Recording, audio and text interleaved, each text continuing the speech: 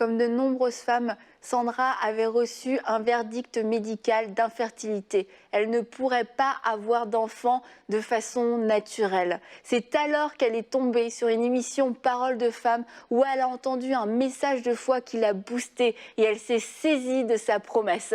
Je la laisse vous raconter son merveilleux témoignage. Je m'appelle Sandra, je suis d'origine béninoise, mariée avec Lucien qui est d'origine béninoise aussi. Donc en 2017, avec mon mari, s'est fait ressentir ce désir d'enfant. Donc on a commencé par essayer à partir de ce moment-là. Et au bout de 2 ans, en 2019, il ne se passait rien. Je me disais au fond de moi qu'il y avait un problème. Il y avait quelque chose qui clochait et j'étais vraiment inquiète de savoir ce que c'était, qu'est-ce qui se passait, pourquoi on n'arrivait pas à avoir un enfant.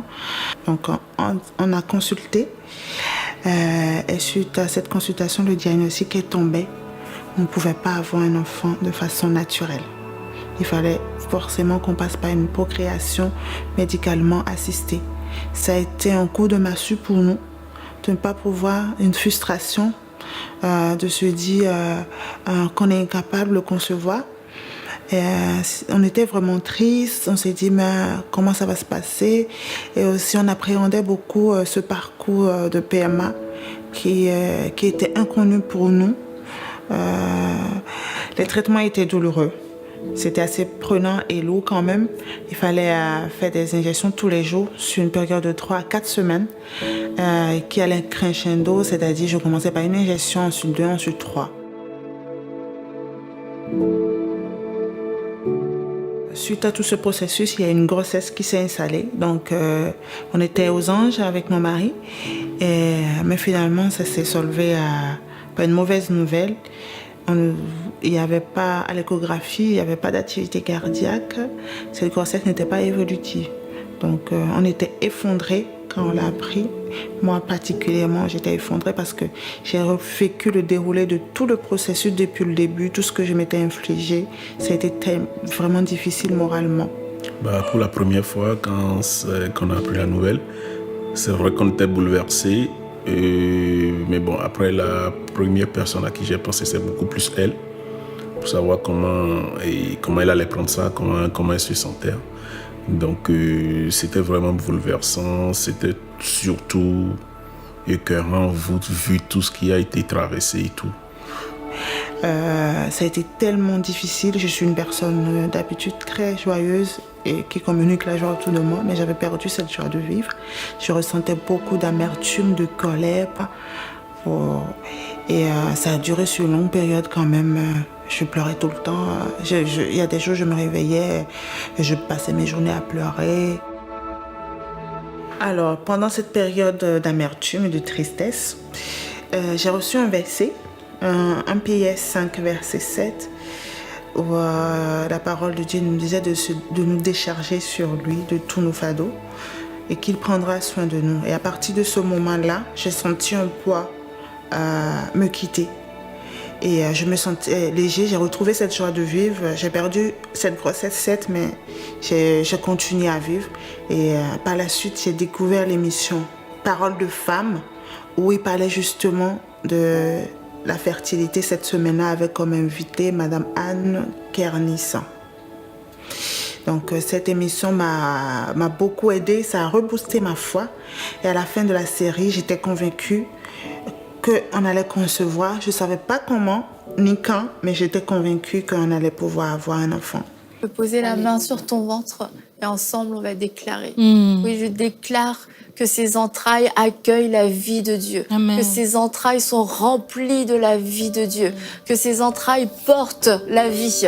Merci Seigneur parce que tu donnes à ces femmes la possibilité de porter la vie.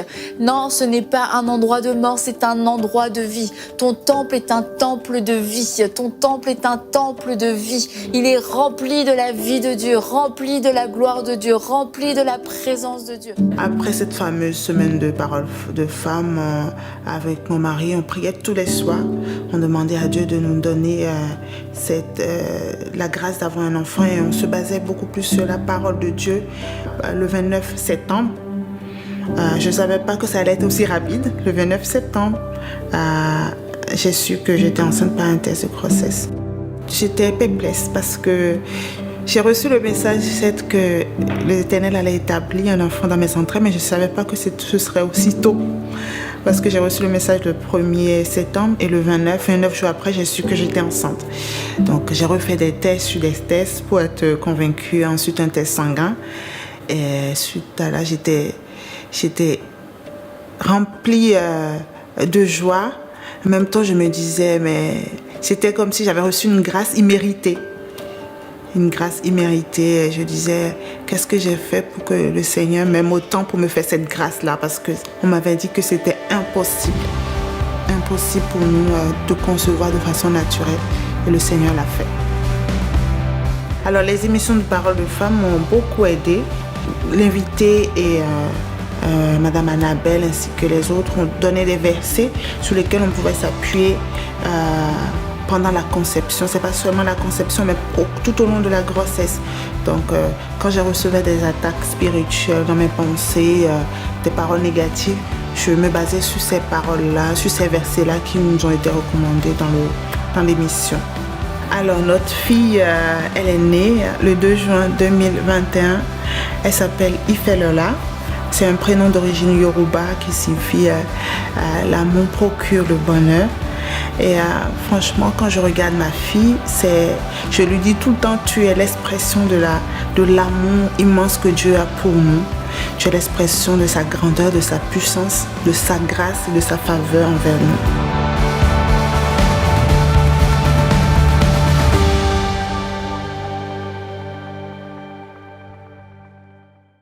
On se réjouit pour la naissance de cette petite fille. Dieu est fidèle et Dieu accomplit ses promesses. Et si vous aussi, vous voulez participer à cette diffusion de l'Évangile, à ce que le message de foi soit transporté partout dans la francophonie pour transformer et bouleverser des vies, vous pouvez dès aujourd'hui rejoindre les 3500 héros. Dès maintenant, donnons pour achever la construction et équiper le centre EMCI. Pour faire votre don, rendez-vous sur emcitv.com/3500. Vous pouvez donner en une seule fois ou en plusieurs mensualités.